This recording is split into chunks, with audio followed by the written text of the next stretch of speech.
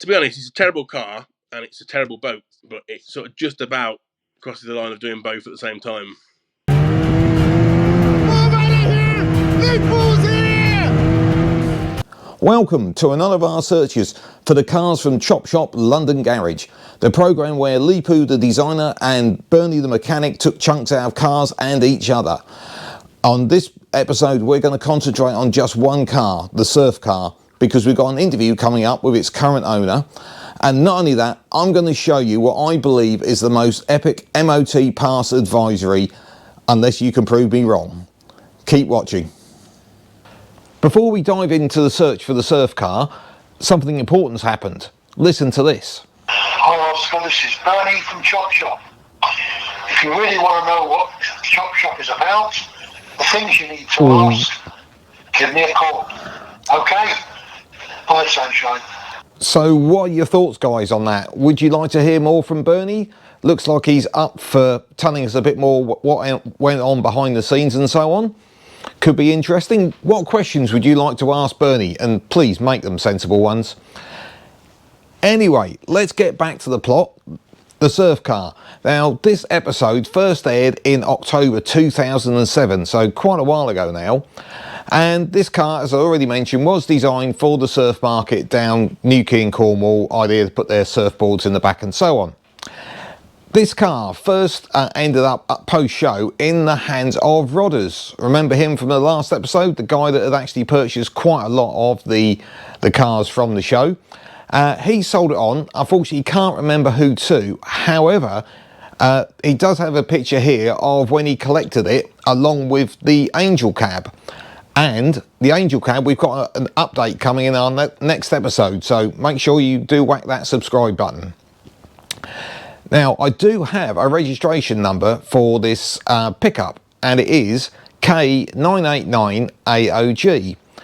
And quite interestingly, it had an MOT in December 2008, which it passed with just one advisory, a noisy exhaust. So MOT examiner obviously gave that a rubber stamp. It then appears in basically the background of the pictures for the sale of the Bentley on eBay. And by the number plate the Bentley is showing, the DJI one, I can tell this picture was taken somewhere in 2009 or 2010. And at this point it was up in the northeast of England in Durham, so it's had quite a move there. It next appears having a MOT attempt at the end of May 2012, and it then goes back a couple of days later, beginning of June, and passes. However, this pass includes what I believe is the most epic advisory ever on a car that's passed an MOT. I challenge you guys to come out with a better one. However, on the advisories for this car, it said, "This is two cars welded together." You've got to wonder, with that kind of advisory, how it still passed, but hey, they obviously considered it safe, so it got a rubber stamp.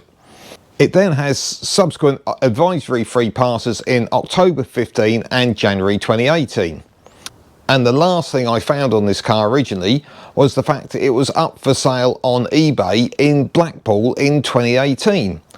And amazingly, we can chat to the person who purchased it. Let's quickly change to studio mode.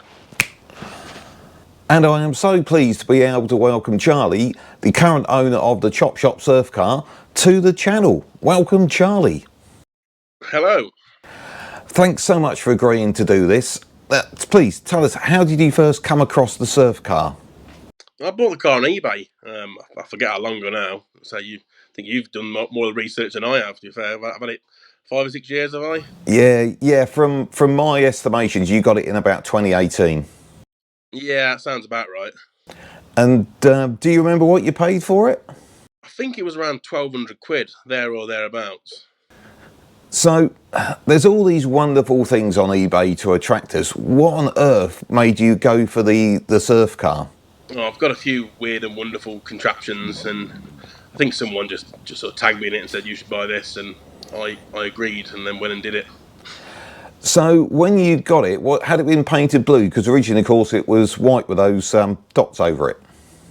Yeah, it was blue when I got it. Yeah, it was blue when I got it originally. Pretty much as you see it, really. Yeah, someone had painted it from the white with the spots. It's a bit of a shame, but it's neither here nor there. So you go and get it, bring it home. What did you do with it initially? Initially, a quick drive around the yard and sort of look at myself in the car and wonder what I'd done. But after that sort of late night eBay buyer's remorse, what did you do with it initially?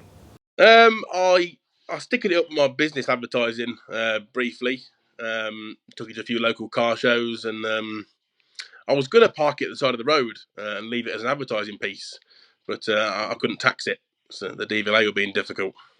Oh yeah, I've touched on this actually in a couple of recent videos. The V5 gets sent off and DVLA become difficult. And well, I suppose in this case it was actually two cars welded together, so you could have ended up with two V5s. No, I didn't get one for the blue one and one for the white one, unfortunately. Yeah, they become really difficult. I want to know in detail what all the modifications are and sit on the V5 till then.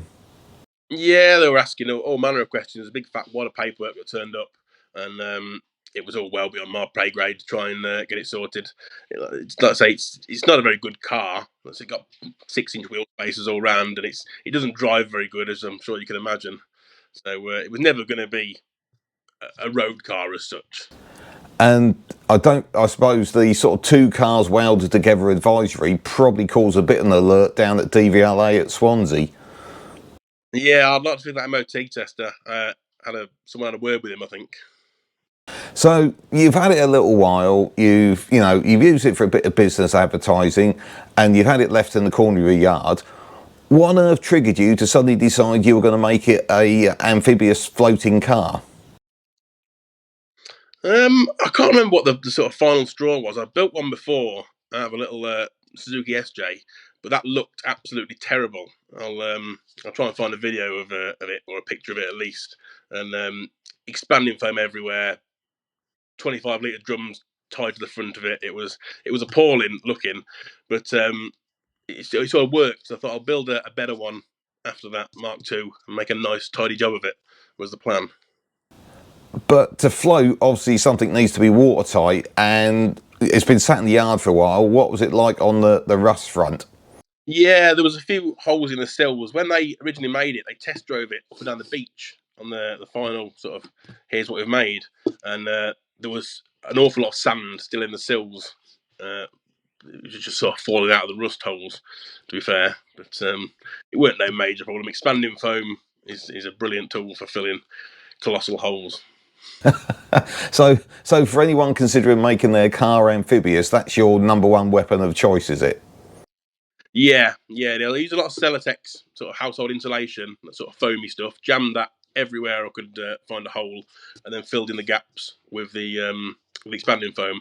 There's a little over 100 cans of expanding foam in the car. Oh wow! Well, Plus all of the Celotex and the insulation and stuff. It's unsinkable in my book. well, with all that in it, it sounds a fair chance you're right on that one. So you drive the car from inside like you would normally do, but then you climb in the back and you've got the steering wheel for the boat side of it, which controls the outboard. Yeah, that's the one. So you just literally hop in the back and drive it as a boat. Yeah, the tailgate still opens, so you can drive it in, then quickly dive through at the back through the tailgate and get the boat part working pretty sharpish before you crash into an expensive yacht or whatever as you're drifting down the river trying to get it going. Well, when I first saw the pictures of you on the Thames at Henley, I thought you were at like the really posh regatta, and I thought, well, if you turn up in something like that, they'd probably sort of torpedo you. Yes. To be fair, the Traditional Boat Festival is not much past that. It's pretty much the same sort of thing, but I'm not entirely sure how I managed to get in there, to be honest. I was very much the odd one out. So what was their reaction to you turning up in that? To be fair, most people, sort of everyone I spoke to, loved it. To be fair, it's good to see something different. Was what the general consensus was. He actually won the award for the most eccentric boat on the Thames at its first outing at the festival there. So I had to go up on the stage and accept that, which is quite good. Well, to be fair, that's pretty impressive. And you've also told me that you actually won some money off Bernie over the boat. Yeah, when I was building it originally, I was speaking to Bernie on Facebook, and he said, I'll lay a tenner it sinks. So in the process of building it, I got some stickers made up, and I put that on the bonnet. I put Bernie's quote, I'll lay a tenner it sinks. And then, it didn't sink. So a few months later, or a year or so later, I caught up with Bernie at a car show down Welwyn Garden City. And he seen the car, and I said, come on then, let's see your money. And he paid up, bless him. And I've stuck it out of the bonnet. So that's part of the car's history. Bernie's tenner. Well, that's absolutely brilliant.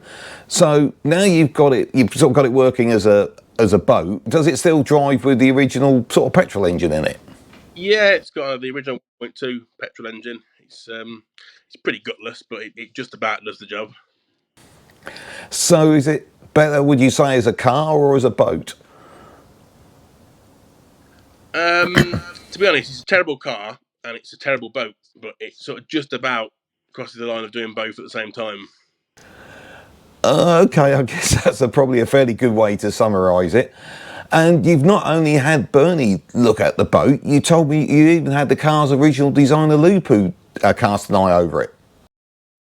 Yeah, he come all the way from California one night, and he met us at a local Indian takeaway. One of his friends, he took us out for a meal, and then he come back and stayed the night at the B&B at the farm, and then we took him out. He was a water park. We took him to some lakes, and took him out on the lakes for the day. It was brilliant fun. And yeah, he had, by the look of it, a little bit of a challenge getting into the driver's seat, but you did manage to get him out onto the water.